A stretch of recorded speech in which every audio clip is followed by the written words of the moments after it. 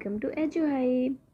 तो आज आपके फर्स्ट फ्लाइट का थर्ड चैप्टर है, टू स्टोरीज अबाउट फ्लाइंग। इसमें दो स्टोरी हैं आपके, हिज फर्स्ट फ्लाई और सेकंड है ब्लैक एरोप्लेन। तो सबसे पहले हम हिज फर्स्ट फ्लाई को कवर करते हैं। एक यंग सीगल जो अपने लेस पर अकेला रह गया था। उसके दो भाई और छोटी बहन कुछ दिन पहले ही उड़कर जा चुके थे, लेकिन उसे उड़ने से बहुत डर लग रहा था। किसी तरह जब उसने उड़ने की कोशिश की थी, अपने पंखों को फड़फड़ाया था और कूदने की कोशिश की, तो वो बहुत डर गया। समुद्र जो था वो काफ़ी नीचे फैला हुआ था और बहुत ही मीलों तक फैला था। तो उसे ये लग रहा था कि जो उसके पंख है वो उसका साथ नहीं देंगे और वो नीचे गिर जाएगा। इसीलिए वो निराश होकर अपना सर झुकाकर अपने लेज के होल में चले गया और वहाँ जाके सो गया। जबकि उसके दोनों भाई और छोटी बहन, जिनके पंख जो थे वो उसके पंख से भी छोटे थे, उन्होंने किनारे की तरफ दौड़े वो और पंख को फड़फड़ाए और छलांग लगाकर चले गए। लेकिन जो यंग सीगल जो वहाँ रह गया था वो बस उस छलांग को लगाने का साहस जुटा नहीं पा रहा था।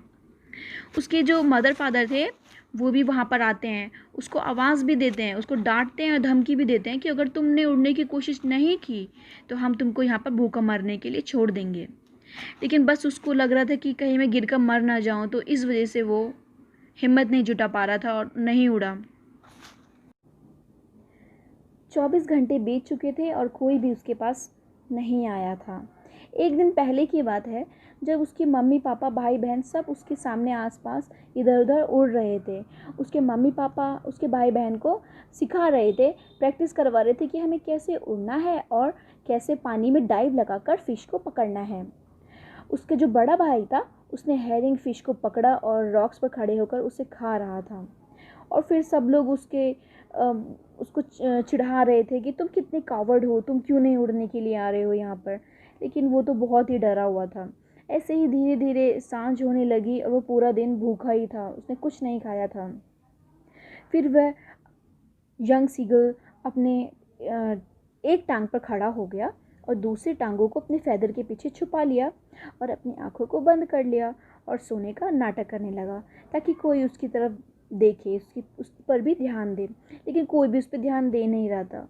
उसके जो छोटे भाई बहन थे वो सब लोग रॉक्स पर लेटे हुए थे। उसके जो पापा थे वो अपने पीठ पर वाइट फैदर को क्लीन करने में लगे हुए थे और जो मदर थी बस वही देख रही थी उसकी तरफ। और वो देख रहा था अपनी माँ को कि कैसे वो एक फ़िश के पीस को उसको नोच नोची खींच खींच के खा रही हैं और उसके रॉक्स पर उसको रगड़ रही है।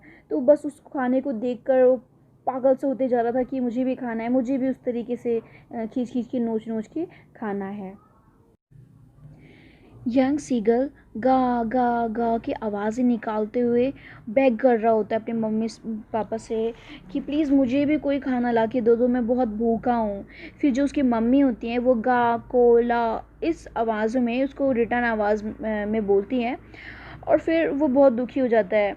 लेकिन कुछ देर के बाद उसकी मम्मी आती है और फ़िश का एक पीस लेके हुए उसके पास उड़कर आती है और वो यंग सीगल जो होता है इतना खुश हो जाता है, अपने पैरों को टैपिंग करने लग जाता है रॉक्स पर और एकदम आगे की तरफ झुक जाता है कि अब उसकी मम्मी आएगी और उसे खाना देगी।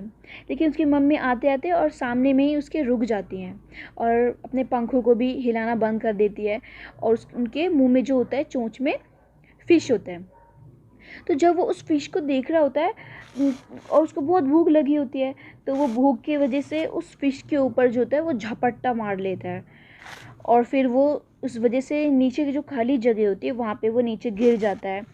और फिर वो इतना डर जाता है, उसकी जो हार्ट होता है वो कुछ देर के लिए 1 मिनट के लिए रुक जाता है और फिर बस कुछ ही थोड़ी ही देर के बाद उसको ऐसा लगता है कि उसके जो पंख हैं वो निकल आए हैं और अब वो उड़ सकता है। फिर वो उड़ने की कोशिश करता है और फिर वो उड़ जाता है, उसके सारा डर ख़त्म हो जाता है। फिर तो वो भूल ही जाता है कि उसे तो उड़ना आता ही नहीं था। फिर वो पूरे स्काई में चिल्लाते हुए, डाइव करते हुए, तिरछा घूमते हुए मंडरा रहा था और वो बहुत खुश था।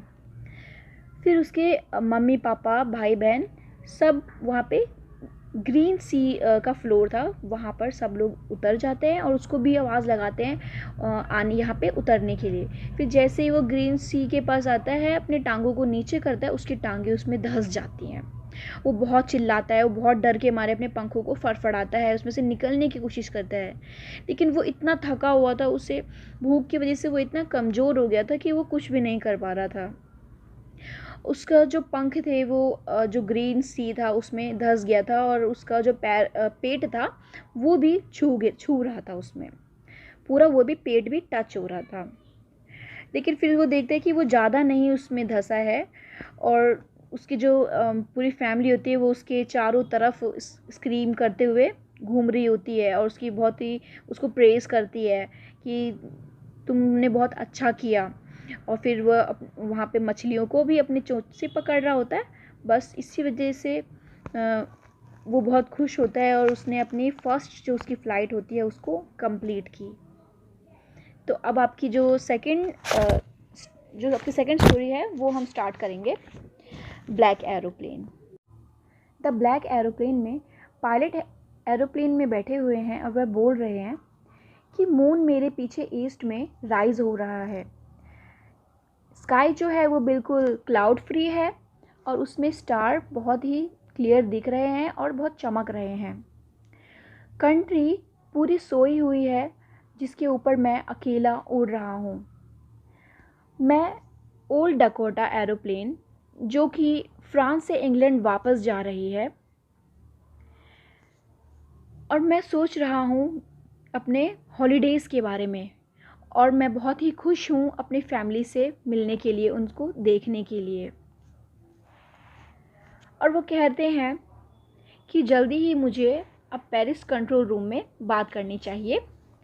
और फिर वो बात करते हैं और बोलते हैं,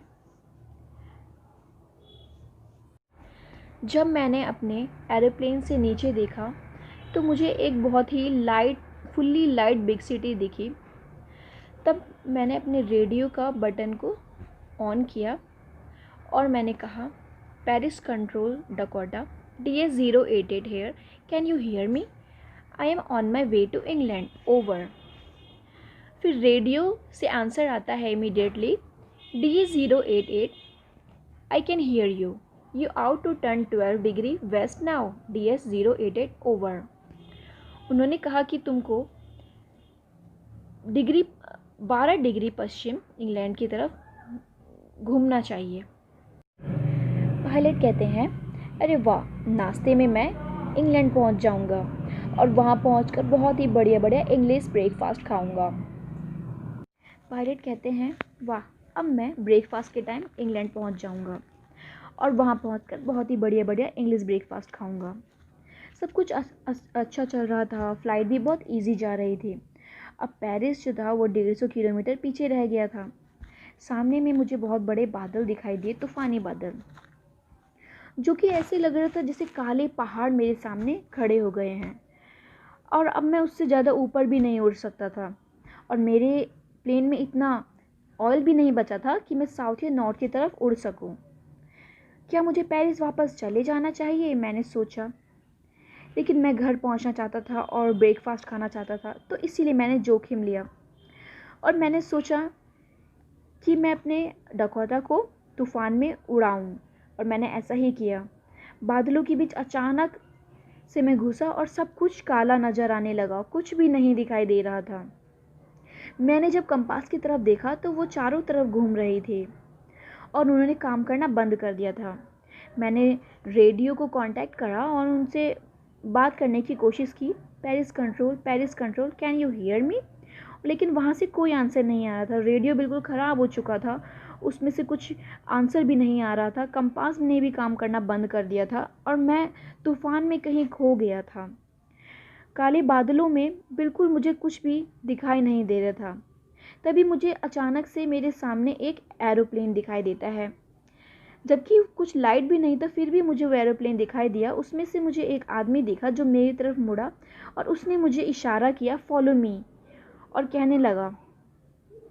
तभी मुझे ये समझ गया मैं कि उसे पता चल गया है कि मैं खो चुका हूँ और मुझे हेल्प चाहिए। मैंने उस पायलट के एरोप्लेन का पीछा किया। वो नॉर्थ की तरफ नीचे उतर रहे थे। मैं भी उनका पीछा करते हुए नीचे नॉर्थ की तरफ उतरने लगा। आधे घंटे के बाद मुझे लाइट नीचे दिखाई दी। पूरे काले बादल छट चुके थे और जब मैं नीचे उतरा तो वो रनवे था और मैं बिल्कुल सेफ़ लैंड कर लिया। जब मैंने पीछे मुड़ के देखा तो वो पायलट नहीं था। फिर जब मैं भागते हुए कंट्रोल रूम की तरफ गया, वहाँ पे मैंने जब लेडी से पूछा कि मेरे साथ जो दूसरा पायलट था वो कौन था, मैं उनको थैंक्स बोलना चाहता हूँ, उन्होंने ही मुझे बचाया है, मेरी हेल्प की है। तो वो हंसते हुए बोलती है कि दूसरा एरोप्लेन कौन? आज तो सिर्फ रडार पर तुम्हारा ही एरोप्लेन था। फिर वो बहुत शॉक्ड हो जाता है कि लेकिन मैंने तो देखा था। तो फिर वो कौन था जिसने मेरी हेल्प की? क्योंकि उस टाइम ना मेरा कंपास चल रहा था, ना मेरा रेडियो चल रहा था और मेरे पास इतना फ्यूल भी नहीं था और ये सस्पेंस रह जाता है। सो फ्रेंड्स, आपका ये स्टोरी ख़त्म होता है। Thank you so much for watching.